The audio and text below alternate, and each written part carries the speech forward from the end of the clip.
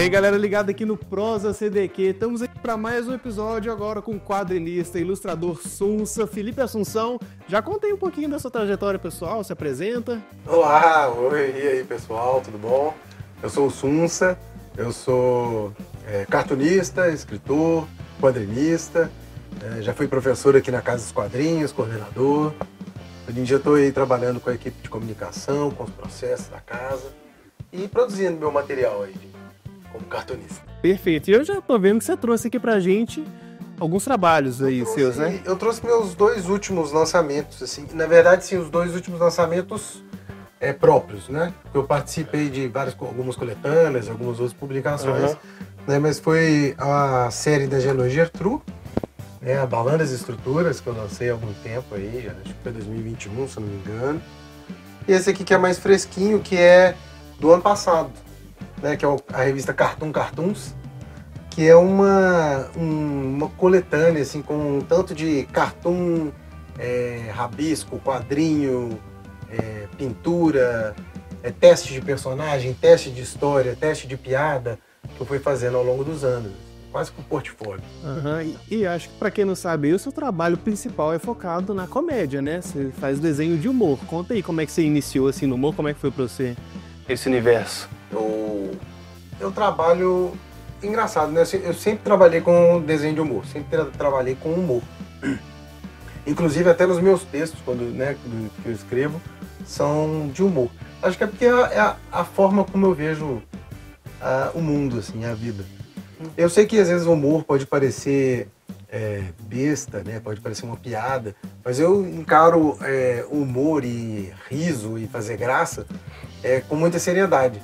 Eu acho que é uma ferramenta muito poderosa, tanto para você poder demonstrar um ponto de vista, quanto fazer uma crítica, como analisar uma situação, até por fazer rir. Pô, fazer rir é uma coisa, eu acho que é uma coisa super nobre. Até que mesmo que seja só o riso pelo riso, eu não discrimino também não, a piada pela piada. Eu acho que fazer rir, ainda mais num país onde tem tanto motivo para não rir, a gente rir já para mim é uma coisa muito nobre. Então eu sempre comecei, eu trabalho com humor. Meu primeiro personagem, né, foi o Botaman, o Bota, e eu fazia tirinha e eu comecei a publicar tiras dele num jornal aqui em BH, o Super Notícia, e eu fiquei lá durante muitos anos, assim, mais de 10 anos, todo domingo, publicava num supletivo lá que chamava Supim, que não existe mais. E com o Bota eu lancei 3 revistas, e eu fui lançando nos PIX, nos festivais que eu participava, e as revistas de humor também, todas histórias únicas, mas de humor, não eram tiras. E depois eu fiz coletânea. E aí quando eu fui fazer uma nova série, né, eu já lancei a série... Atualmente eu tenho 3 séries acontecendo, o Botaman também em pausa. Mas eu tenho algumas séries acontecendo que são todas de humor também, que é a Genealogia Gertrude, são 2 vovós ali, né. Eu gosto de chamar de vovó retrô. Que é a vovó de quando eu era criança, porque as vovós hoje em dia talvez sejam um pouco diferentes. Que é essa aqui, né? Que é essa aí. Essa personagem aqui. Essa aí é a minha série mais atual com essa revista, tem algumas publicações online também. Tem um gibizinho que eu fiz antes dessa publicação.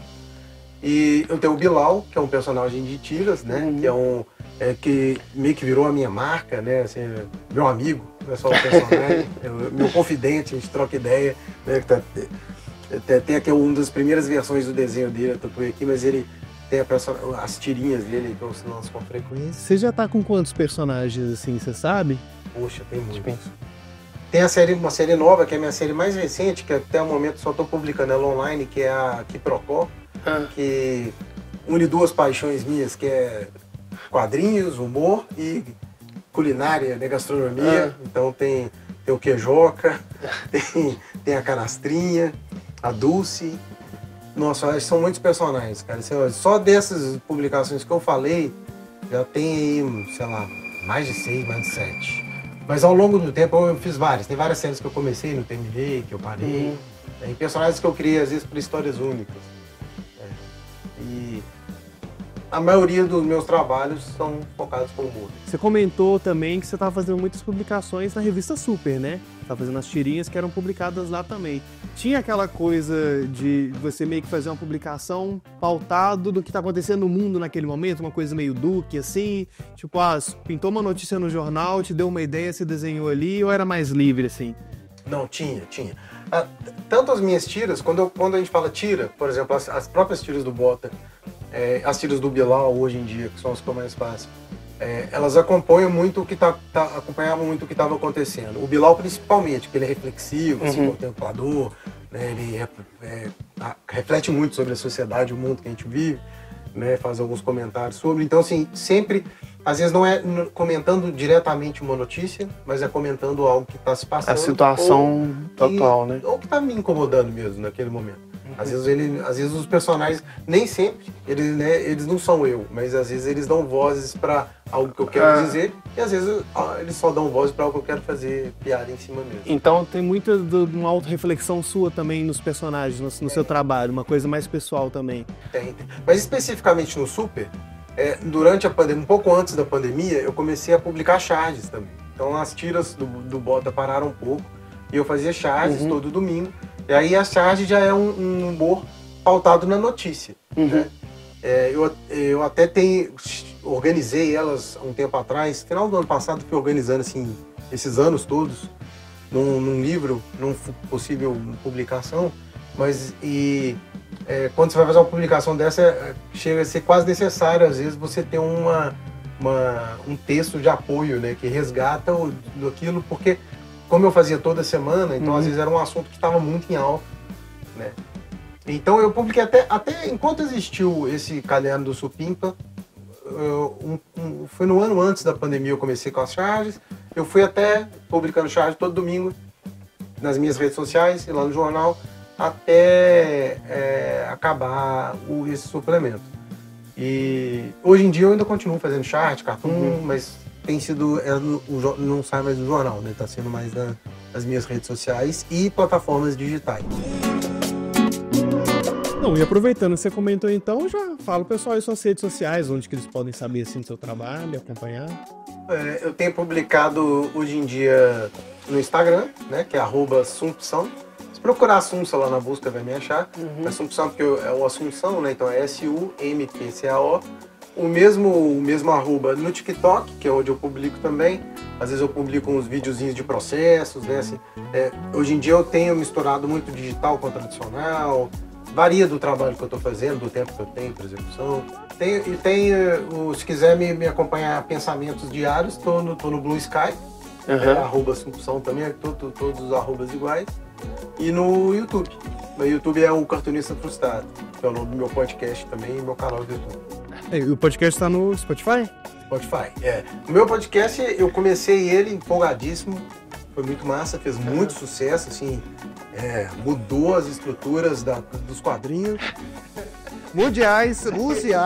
Em 2018, onde eu terminei a primeira temporada e nunca mais teve uma segunda até hoje. Eu só prometo que vai voltar.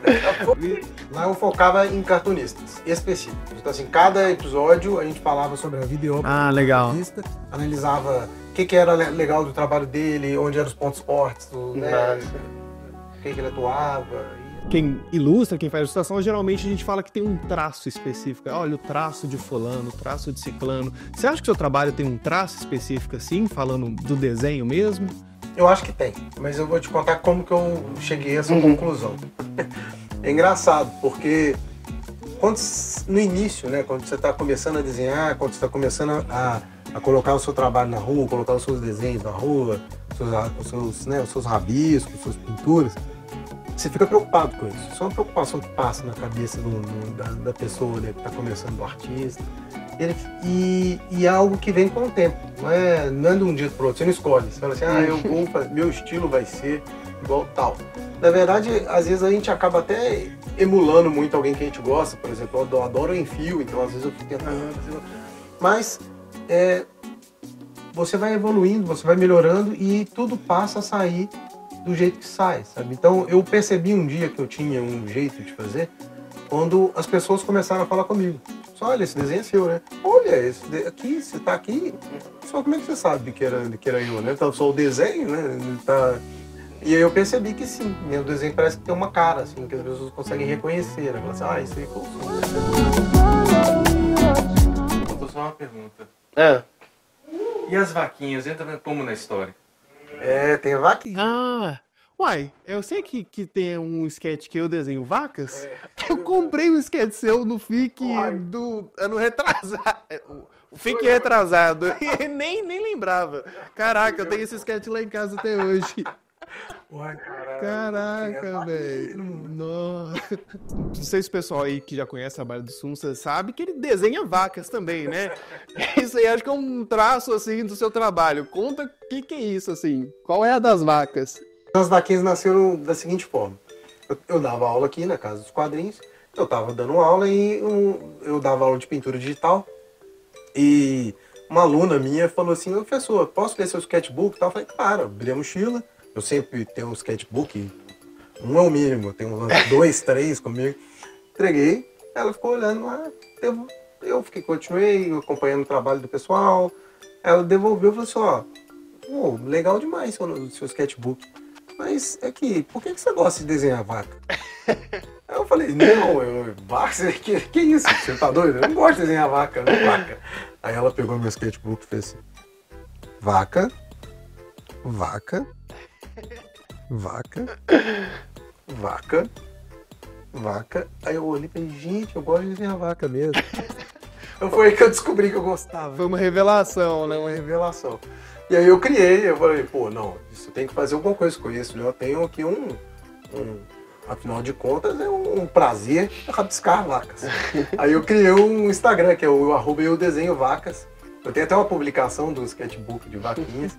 E aí o primeiro livrinho que eu fiz até era nanquim, aguada e grafite. A ideia era fazer outros sketchbooks, um de aquarela, um de... não acabei não publicando mais nada, só publiquei esse primeiro sketchbook, mas continua tendo vaquinha lá no meu Instagram.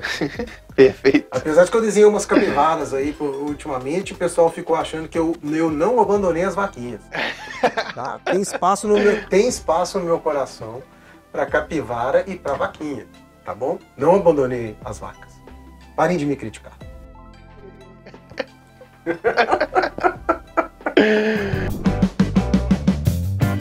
Então acho que pra finalizar, deixa aí uma dica pra galera, quem quer trabalhar com desenho de humor também, quem quer ser cartunista.